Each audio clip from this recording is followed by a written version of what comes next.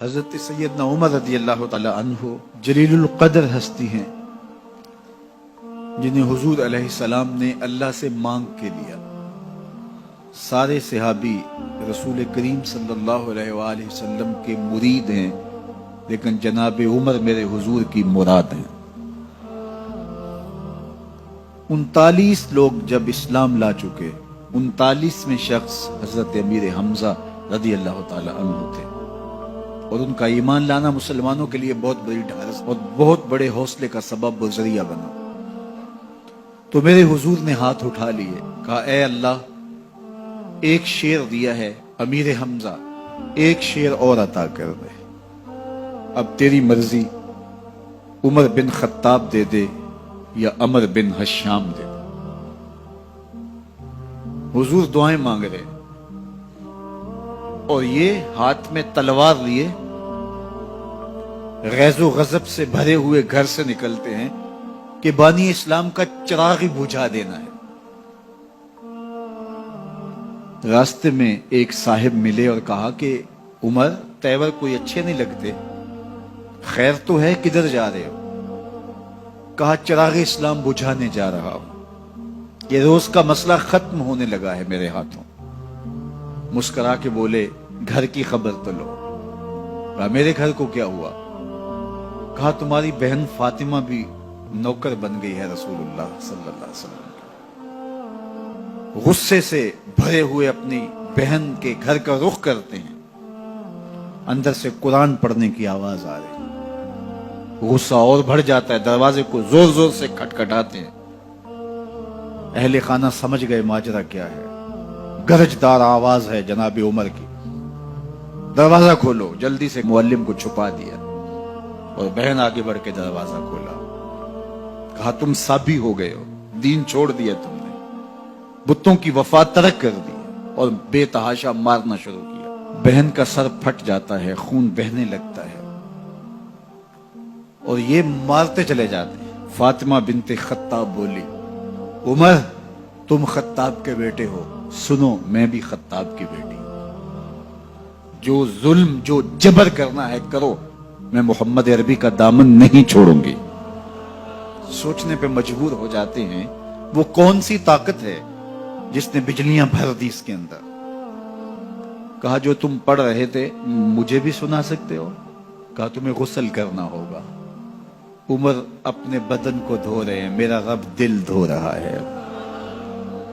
اتنے میں معلم بھی قرآن لے کر آ جاتے ہیں اور قرآن کی تلاوت ہونے لگتی ہے۔ طٰہٰ ما انزلنا علیک القرآن لتشقیٰ، 14ویں رات کے محبوب جان، ہم نے قرآن اس لیے نازل تو نہیں کیا تھا کہ تم مشقت میں پڑ جاؤ۔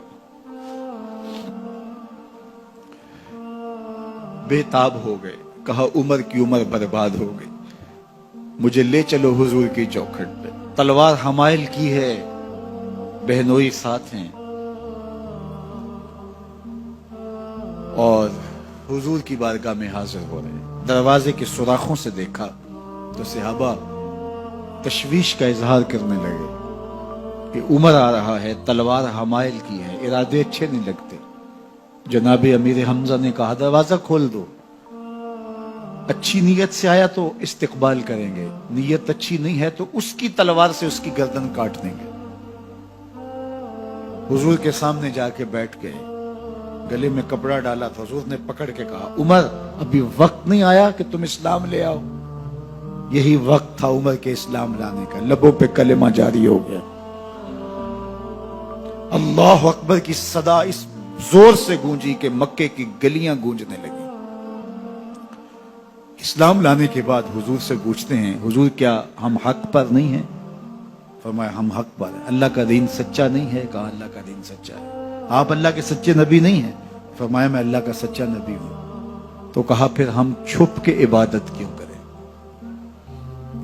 اب مسلمانوں کی 2 صفیں بنتی ہیں، ایک صف کی قیادت امیر حمزہ کرتے ہیں، دوسری صف کے آگے آگے عمر بن خطاب چلتے ہیں اور حضور درمیان میں ہیں، اور یہ ملکوتی قافلہ صحن حرم میں آ کے اعلانیہ عبادت کرتا ہے۔